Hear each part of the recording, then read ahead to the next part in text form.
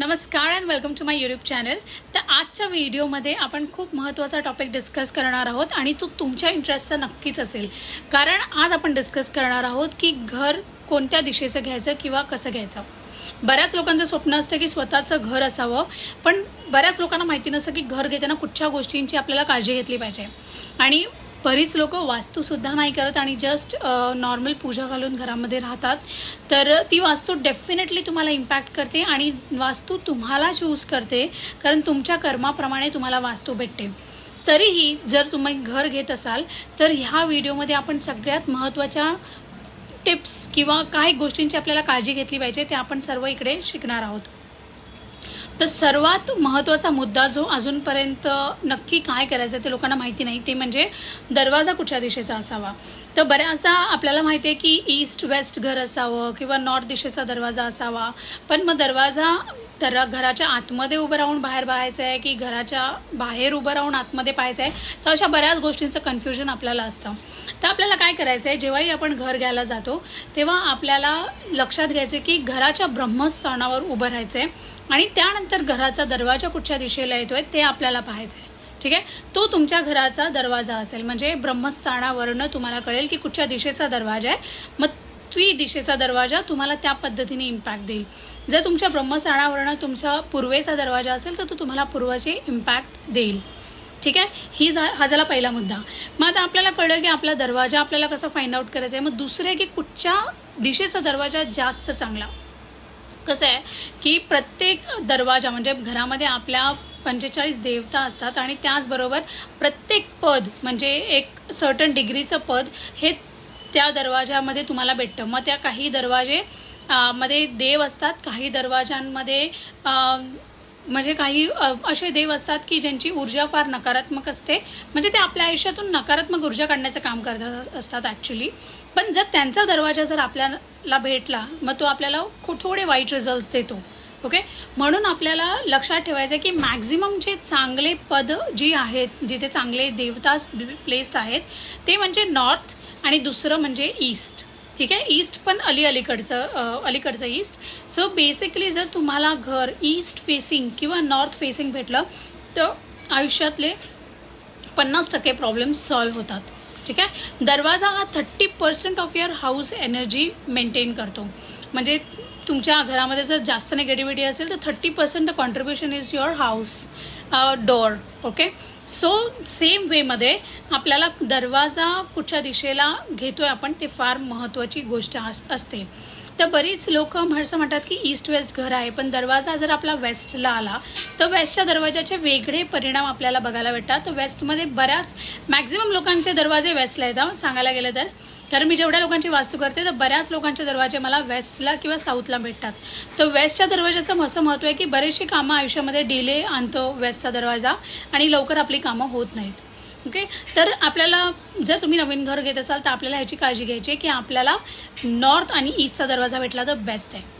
Third criteria should be की north east जो आहे ना तो खाली असलेला बरा. नॉर्थ ईस्ट म्हणजे ईशान कोपरा, नॉर्थ आणि ईस्टमधला मध्यभाग. ओके, तर नॉर्थ ईस्ट हा ईशान कोपरा आहे.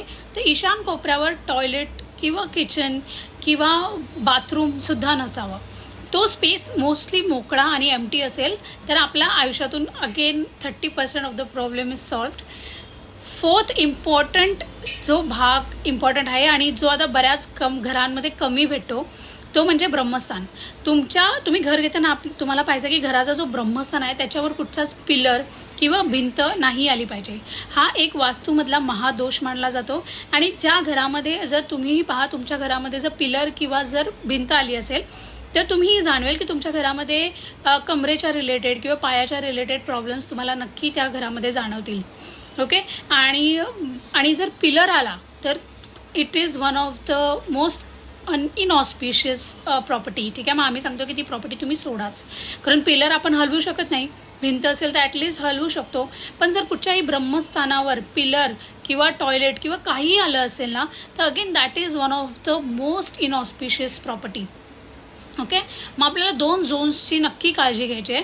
ती म्हणजे तुमचं नॉर्थ ईस्ट म्हणजे ईशान कोपरा आणि तुमचं ब्रह्मस्थान हे नेहमी ओपन असलेलं बेस्ट असतं. आणि जर तुमच्या नॉर्थ ईस्टमध्ये जर किचन किंवा टॉयलेट आलं असेल तर त्यासाठी मी तुम्हाला एक सोपी रेमेडी सांगते. 100% नाही काम करत नॉर्थ ईस्टमध्ये रेमेडीज, तरीही आपण कारण डेफिनेटली आपण घर सोडू नाही शकत, घर ही काही छोटी गोष्ट नाही आहे. तर त्यावेळेला आम्ही सजेस्ट करतो की तुम्ही ग्रीन कलरचा प्लॅटफॉर्म हा वापरावा. मी तर बऱ्याचदा सांगितले की ब्लॅक कलर हा प्लॅटफॉर्म जो आहे म्हणजे किचन प्लॅटफॉर्म हा बँड आहे. कुठच्याही दिशेला घरामध्ये ब्लॅक कलरचा किचन प्लॅटफॉर्म नसावा. आणि बऱ्याच घरांमध्ये ब्लॅकच ऑप्ट केला जातो कारण त्याच्यावर काही दिसत नाही, म्हणजे काही घाण वगैरे काय असेल तर ते दिसत नाही.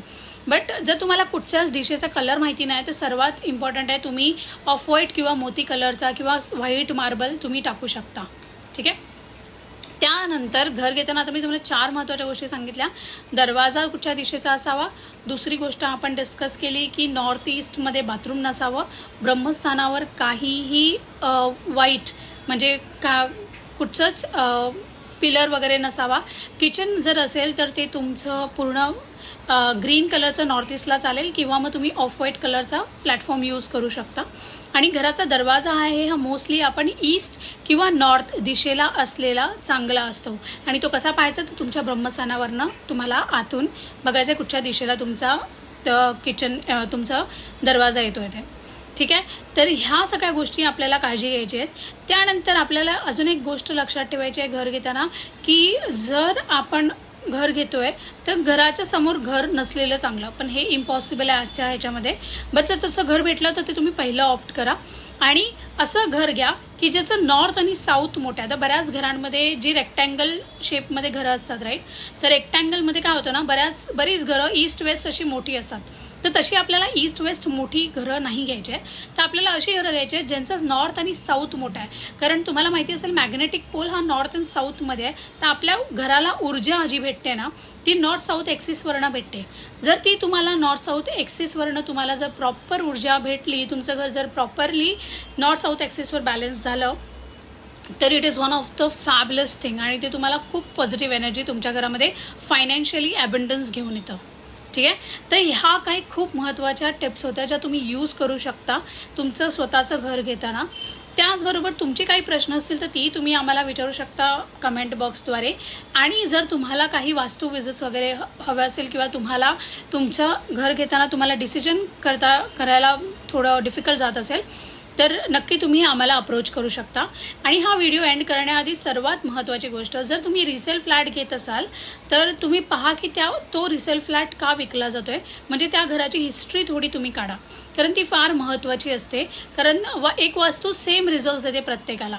तर त्या घराची हिस्ट्री जर तुम्हाला कळले की चांगली नाही आहे तर better you don't opt for that.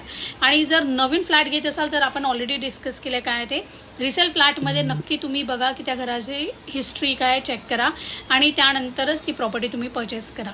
Okay. हा व्हिडिओ जर आवडला असेल तर नक्की लाईक करा आणि माझ्या चॅनलला सबस्क्राईब करा. तुमचे काही प्रश्न असतील ते तुम्ही आम्हाला विचारू शकता. Thank you so much.